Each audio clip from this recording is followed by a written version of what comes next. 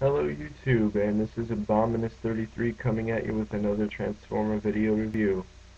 Today we're going to be looking at another one of my Transformer War for Cybertron figures, and we're going to take a look at War for Cybertron Megatron. As you can see, he is pretty much the same tank that he was in the War for Cybertron game. Color schemes kind of basic. He's just a dull gray with a mixture of black and a little bit of red. And yeah, well, for his cannon actually, uh, he does have a missile. If you push this button, it'll fire. But unfortunately, I lost it because I accidentally triggered the mechanism and it flew off somewhere. And I haven't been able to find it, so oh well. And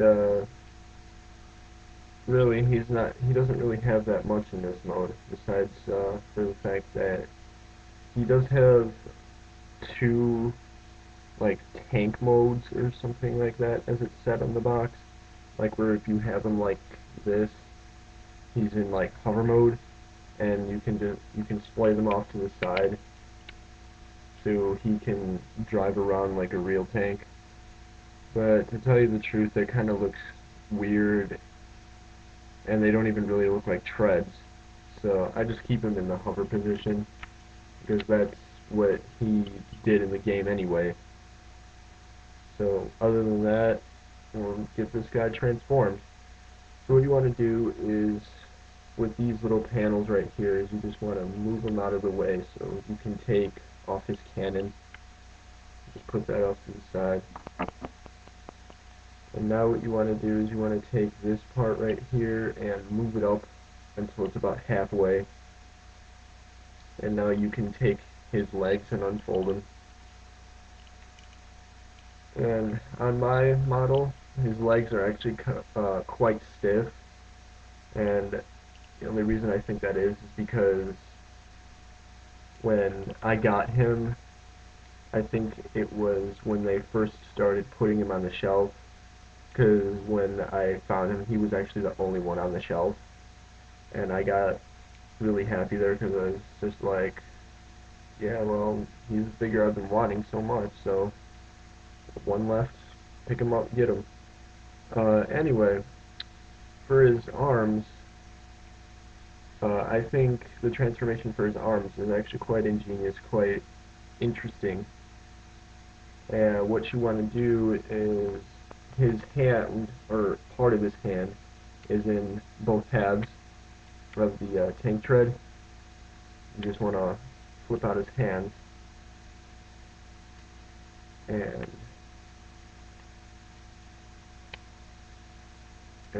after you flip out both parts of his hand, you just close them together. And there you have his arm, his full hand, and I think that's kind of interesting the way they did that, because they could have just done it the easy way to where they just folded out or they pulled down somehow.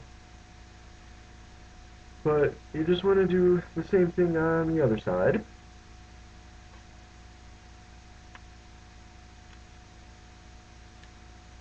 Things are a pain to get out sometimes if you don't have nails. And you just close it. And then there you have his arms. And now you want to take this top part right here, lift it up, and then flip it like this, and then just lower it down. And then he has this weird little thing right here. I don't even know what that is. But now what you want to do is you just take his shoulders right here, and you just pull them off to the side, and you have his arms. Now what you can do is you just lift up his head, which unfortunately can't really save for last this time, because without lifting up his head, you can't really lift up his chest piece, but, what are you going to do? Now, just come off to the back and take his back piece and snap it up until it wraps around his back. So I think his back part is kind of interesting because if you look right here, like in the middle right here, there's like a weird looking Decepticon symbol sort of thing. And I do believe that it's actually how he had it when he was in the game too, so but I didn't actually play the game, so I don't know for sure. But other than that, that's pretty much him in robot mode. Again, his colors are pretty much the dull gray with black and red. And you can take his cannon and stick it on either arm. There's a little peg right there on his arm, and there's a hole on the cannon, and you just stick it on. And unfortunately, I have to stick it on his arm to where the screws are showing because his elbow joint on this side is kind of loose. Which I don't even know why it is because he's not that old, and I don't know, it just happened one day. I actually did try to tighten it up again with super glue, but that didn't really work. So other than that, articulation you get from him, his arm will go all the way around. You get, the side movement, and he does like that splayed arm sort of thing, but that's only for transformation if you do that stuff.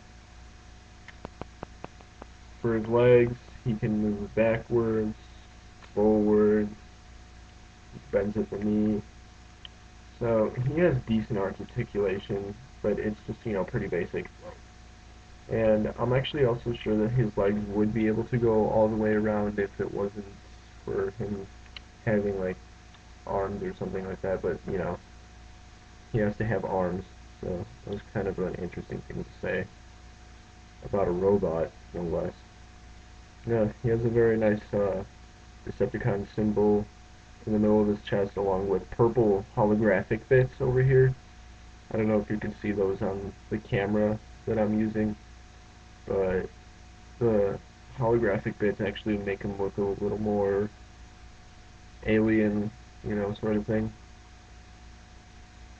But other than that, there's really not much to him.